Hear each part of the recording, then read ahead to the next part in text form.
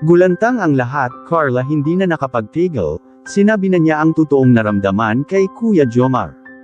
Isang mapagpalang araw sa inyong lahat mga kalingap, sanay hindi niyo po makalimutan na mag-like sa video na ito. At paunawa tapusin muna ang kabuuan ng video na ito mga kalingap at para malaman ang nilalaman nito.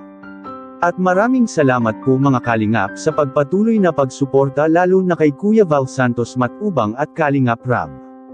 Carla at Kuya Jomar ang magandang magkatuloyin sabi ng karamihang taga-hanga ng Jom Carl.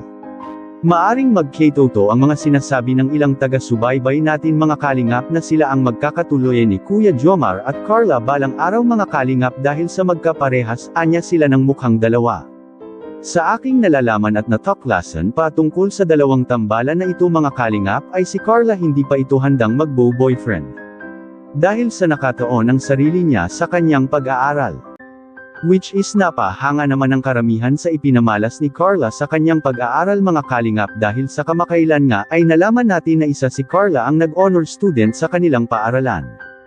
At kung papasok ito sa pagbo-boyfriend ay nag-alala ang karamihan na baka si Carla ay hindi na makapag-focus sa kanyang pag-aaral.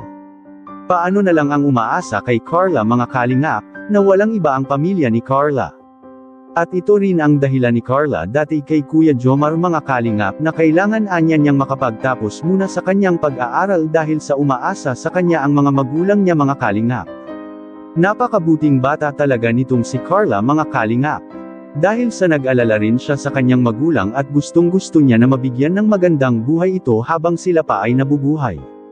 At maalala natin noong nagpunta sila ni Kalingap Rab sa Baguio kasama ang mga Kalingap Angels na nalungkot si Carla doon sa Baguio dahil sa naalala niya ang kanyang pamilya.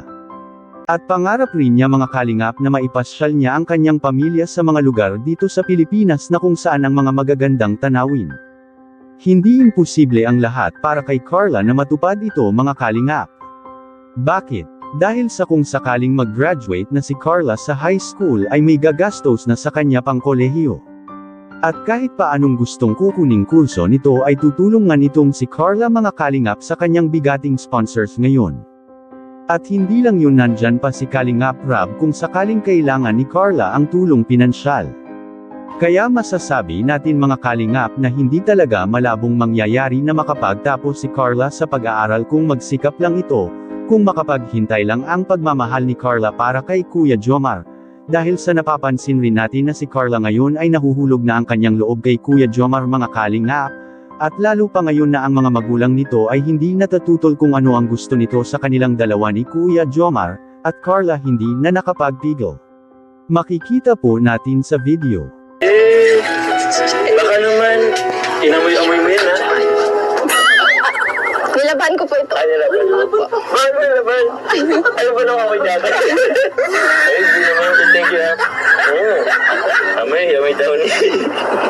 Thank you. Ikaw ba naglalaban nito sa mama mo? Baka naman si mama mo. With love and care. Grabe.